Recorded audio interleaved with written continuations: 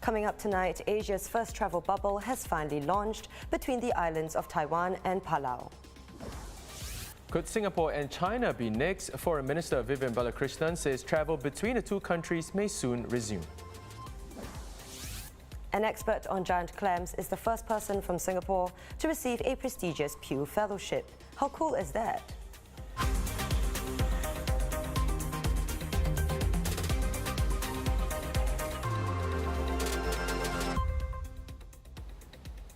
This is the Straits Times Newsnight. I'm Chao Suen. Good evening, I'm Dylan Ang.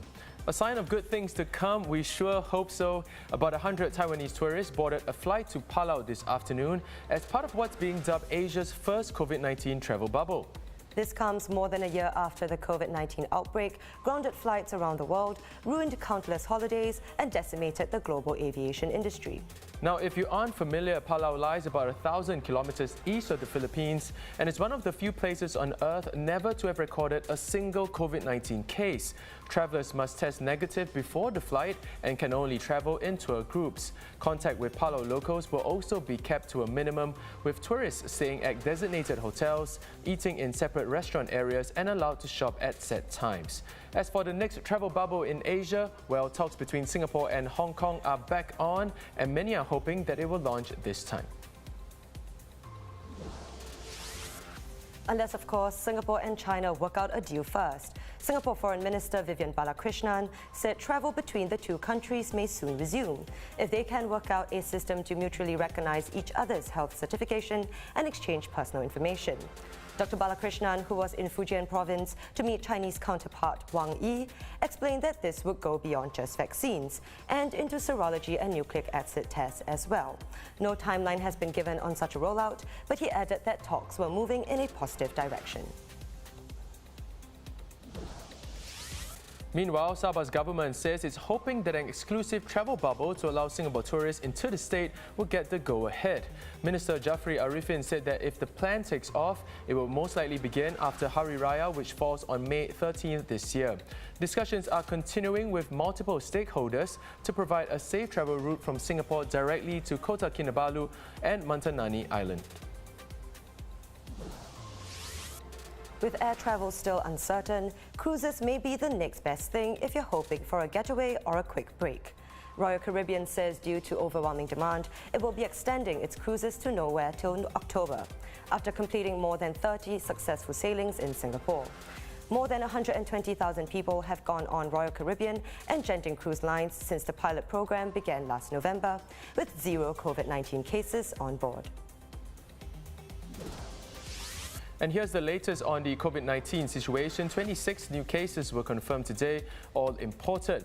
There were no new cases in the community or from workers' dormitories.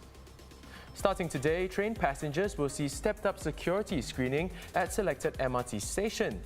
These checks are similar to the ones at airports, including metal detectors and X-ray scans. The Land Transport Authority says the checks are conducted at random and will not cause delays to most commuters.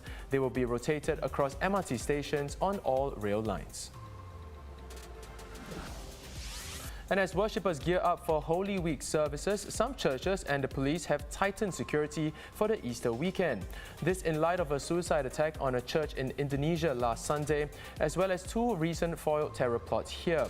Local authorities and experts said there were no signs that the extremist group behind the Indonesia attack posed an immediate threat to Singapore.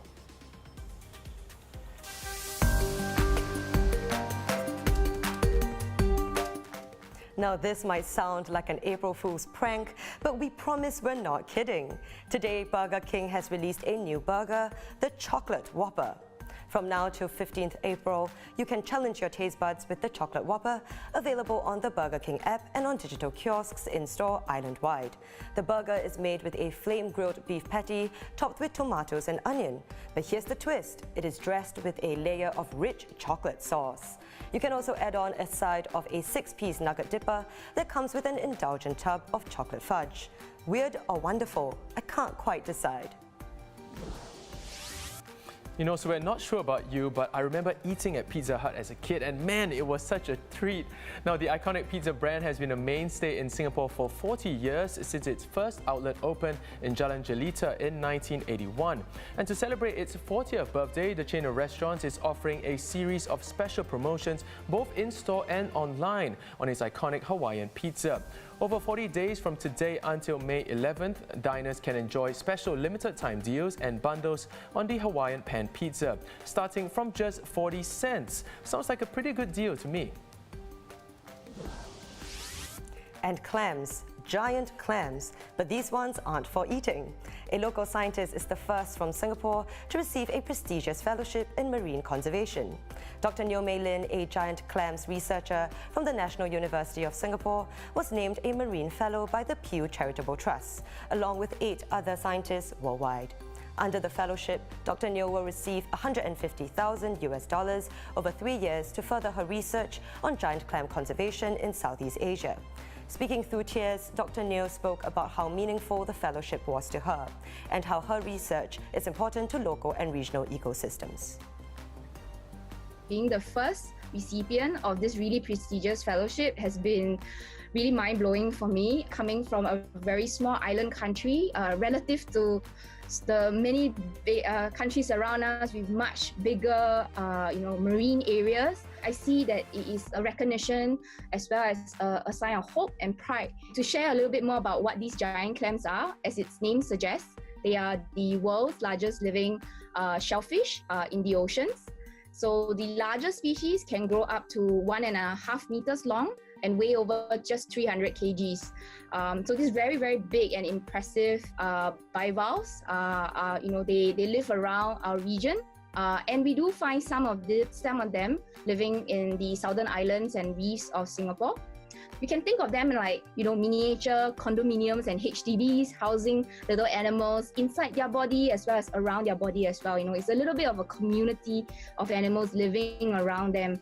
They are very important reef builders, and they can also modify and shape the environment that they live in as well. So from a conservation point of view, I see it as like if we pay more attention to them, we are not only just protecting the species, but we're also essentially protecting the different wildlife that lives with them and around them. And more importantly is to highlight that the importance of preserving the habitat and the ecosystem where we can find them.